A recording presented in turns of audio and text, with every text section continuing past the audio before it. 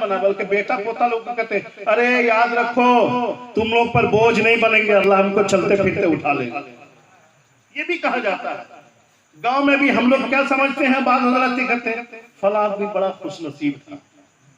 भाई कैसे? बड़ा अच्छा आदमी था, देखिए ना चलते फिरते चला गया, न खुद परेशान हुआ न किसी को परेशान किया, बड़ा नेक आदमी था, अचानक से चला गया। और सबसे पापी किसको मानते हैं? जो सबसे ज्यादा दिन बिस्तर पे रहा हो। 5 आदमी क्या कहता है, भुगत रहा, सजा भुगत रहा। देखो क्या हाल हो गया, देख क्या हाल हो गया। मुसलमानों ये धारणाएं खत्म करो, खुदा की कसम मेरे हबीब इरशाद फरमाते हैं अचानक आने वाली मौत से पनाह मांगो। सबसे बुरी मौत वो मौत होती है जो अचानक आती है, सबसे अच्छी मौत वो मौत होती है जो सबसे ज्यादा दिन बिस्तर पर रह।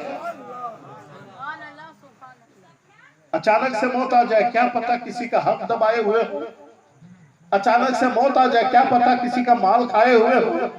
अचानक से मौत आ जाए, क्या पता किसी की इज्जत सरेआम उछाले हुए हो। अचानक से मौत आ जाए, पता नहीं ईमान की हालत में भी हो या ना हो। अचानक मौत आ जाए, क्या पता पाकी की हालत में हो या ना हो। लेकिन एक इंसान जब बीमार पड़ता है, बिस्तर में रहता है, वो हर आन अपने मौत का इंतजार करता है, बल्कि निगाहों के सामने मौत के खतरे को देखता है। वो अपने बच्चों को भी जमा करता है, रिश्तेदारों को भी जमा करता है, बल्कि दूर दूर के रिश्तेदारों से मिलने की तमन्ना जाहिर करता है। और अगर पड़ोस में कोई उसका सगा दुश्मन भी होना तो मरने के वक्त में वो भी आगे तिराने खड़ा हो जाता है, उससे भी कहता कि मेरे हाथ में दुआ कर दीजिएगा, आने वाला भी कहता मेरे लिए दुआ कर दीजिएगा। तो जितने ये सारे मामला तो दुनिया में साफ हो जाते हैं। कुछ न सही, जब इंसान को चोट लगती है, दर्द पहुंचता है, एक बीमार इंसान उठे तो दर्द, बैठे तो दर्द, करवट बदले तो दर्द, खाए तो दर्द, चले तो दर्द, खाना पेशाब में दर्द, कितनी परेशानी होती है, सांस ले तो दर्द। अब मुझे बताइए, एक बीमार आदमी जब करवट बदलेगा तो तकलीफ होगी, तकलीफ होगी तो कहेगा अल्लाह, इधर करवट होगा अल्लाह, उठेगा तो अल्लाह, बैठेगा तो अल्लाह, खाएगा तो अल्लाह, सांस लेगा तो अल्लाह, खांसेगा तो अल्लाह। ये जितनी बार अल्लाह ज़बान से निकलेगा, परवरदिगार आलम हर नाम के बदले में अल्लाह 10 गुनाहों को मिटाता जाए।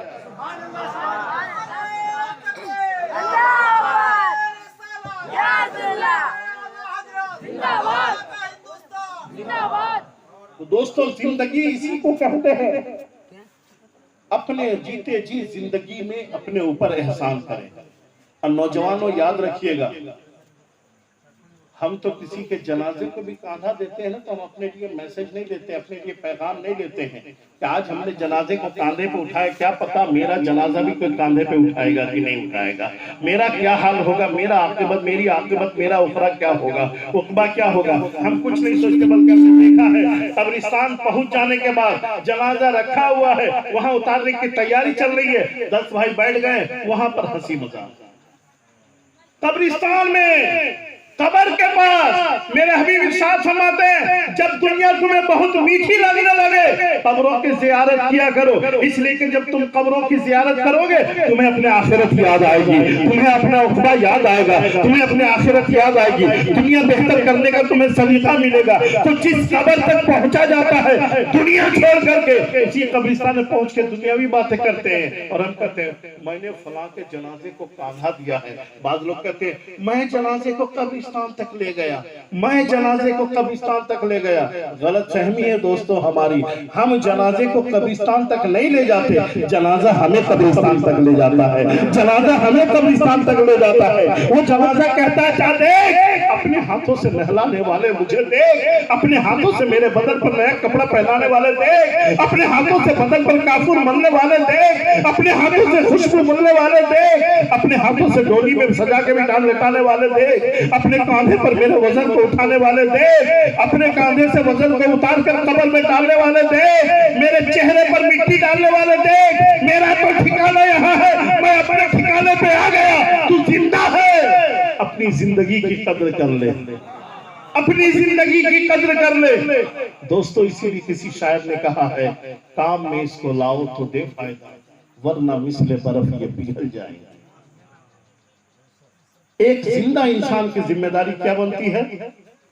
मरहुमीन के लिए सबसे अहम और आखिरी हक ये है कि जब भी उनको याद करे, अच्छी बातों से याद करे, जब भी मौका मैसर आए उनके लिए दुआए मग़फ़िरत करे, दुआए मग़फ़िरत करे। और याद रखिए, दुआ जब किसी मोमिन की मग़फ़िरत की दुआ करते हैं तो दो हाल से खाली नहीं, या तो वो इंसान गुनहगार होगा या नेकोकार होगा। जिसके लिए हम दुआ कर रहे हैं कि अल्लाह उसको बख्श दे, या तो वो गुनहगार होगा या नेकोकार होगा। अगर गुनहगार होगा, मेरी दुआ की बरकत से अल्लाह उसके गुनाहों को मिटा देगा, बोलिए ना सुभान अल्लाह। और अगर नेकोकार होगा तो मेरी दुआ करने की वजह से उनकी रूह खुश होगी, जब उनकी रूह खुश होगी तो वो हमें दुआएं देंगे, है ना। और जमीन के ऊपर रहने वाले की दुआ से ज्यादा पावरफुल दुआ जमीन के नीचे रहने वालों की होती है। मैं एक बात कह दूं, यही जूनागढ़ है जो अभी गुजरात के इलाके में है, हिस्ट्री में अब भी उसे मुतनाज़ा सूबा गर्दाना जाता है। जूनागढ़ एक स्टेट है, पहले इंडिपेंडेंट था, अब इंडिया में मिला लिया, पाकिस्तान अभी अपना दावा करता है। उसी जूनागढ़ में एक कफन चोर रहा करता, कफन चोर, ये गाली नहीं, हकीकत में कफन चोर है। उसकी आदत क्या थी, जनाजे में शिरकत करता था, मिट्टी डालता था, फिर चलाता था दिन में, रात में जाता था, उसी कब्र को खोदता था, मुर्दे के बदल से कफन के कपड़े को निकालता था, घर में आके धो के वॉश करके प्रेस करके उसी को बाजार में बेचता था, उसी से कमाई करता था। कफन चोर पेशावर। बहुत दिनों से इलाके में कोई मरा नहीं था, 1-1.5 महीना से घर में फाका पर फाका चल रहा था, परेशान हाल चौक में बैठा था। अचानक क्या देख रहा है, एक सज धज के जनाजा आ रहा है और बहुत ज्यादा भीड़ जनाजे के साथ। इसने बगल वाले से पूछा, क्या बात है यार, इतना सज धज के जनाजा आ रहा है, फूलों के एकदम बिल्कुल हार और ये चादर लग करके, किसका जनाजा है, किसी बादशाह के, किसी नवाब का? बगल वाले ने कहा, तुझे मालूम नहीं है, वो जो फला मोहल्ले में अल्लाह की एक नेक बंदी नेक खातून रहा करती थी, अल्लाह वाली जो एक बुढ़िया रहा करती थी ज़ईफा, अल्लाह की नेक बंदी, उसी का इंतकाल हो गया, जनाजा उसी का है। इसने दिली दिल में सोचा, यार औरत तो बहुत नेकोकार थी, तो उसके अकीदतमंद भी बहुत ज्यादा है, तो कफन भी बड़ा कीमती दिया होगा। चलो आज तो महीना दिन से भूखा सही, मगर आज काम निकल आया। वो भी जनाजे में शरीक हो गया, उस अल्लाह के नेक बंदी के जनाजे में शरीक हो गया। जैसे सब ने जनाजा पढ़ा वो भी पढ़ा, सब ने मिट्टी दिया, उसने भी मिट्टी दिया, मगर इसके मिट्टी देने की नियत क्या थी कि नक्शे को अपने जहन में बिठाना। नक्शे को बिठा लिया अपने जहन में, घर चला आया।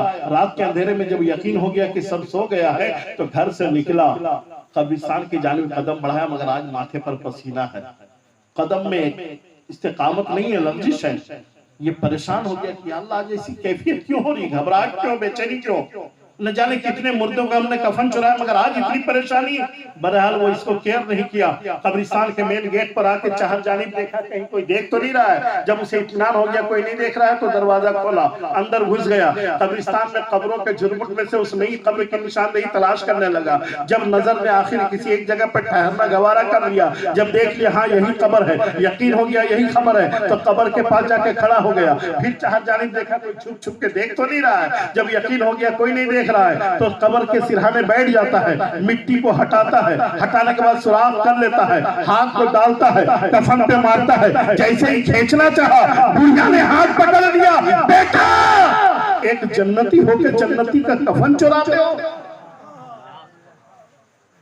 एक जन्नती होके जन्नती का कफन चुराते हो। ये चोर बैठ गया था कार के, पसीना पसीना हो गया हमारे खौफ से, ज़ारो कतार रोने लगा, अम्मा तू जन्नती है इसमें कोई दो राय नहीं, तू वफा शियार है इसमें कोई दो राय नहीं, तू बख्शी बख्शाई खुदा की नेक बंदी है इसमें कोई दो राय नहीं। अम्मा मैं नेकोकार कैसे, मैंने तो जिंदगी में आज तक कोई अच्छा काम नहीं किया, मरने वालों के साथ भी अच्छा सुलूक नहीं किया, उसके बदन से कफन को चुरा कर खाना मेरा महबूब मशगूला पेशा है। अम्मा मैं नेकोकार कैसा, मैं जन्नती कैसे हुआ? वो बुढ़िया कहती है, बेटा तू अब से पहले पापी था, पापी सही, तू अब से पहले इसियाशियार था, इसियाशियार सही, अब से पहले तू चोर था, चोर सही, तू अब से पहले कफन चोर था, कफन चोर सही, तू अब से पहले खतावार था, खतावार सही, तू अब से पहले सियाकार था, सियाकार सही, मगर ए बेटा जब तूने मेरे जनाजे की नमाज पढ़ ली तो अल्लाह ने मेरे जनाजे की नमाज जितने लोगों ने पढ़ी है सबको अल्लाह ने मेरे सदक़े से जन्नत अता किया है। इसलिए याद रखिएगा, मरहुमीन के लिए दुआ जरूर कीजिए और दुआ कीजिए, जितनी आप दुआ करेंगे उससे कहीं ज्यादा आपको दुआएं मिलेंगी। एक जिंदा रहने वाले इंसान के लिए जरूरी है।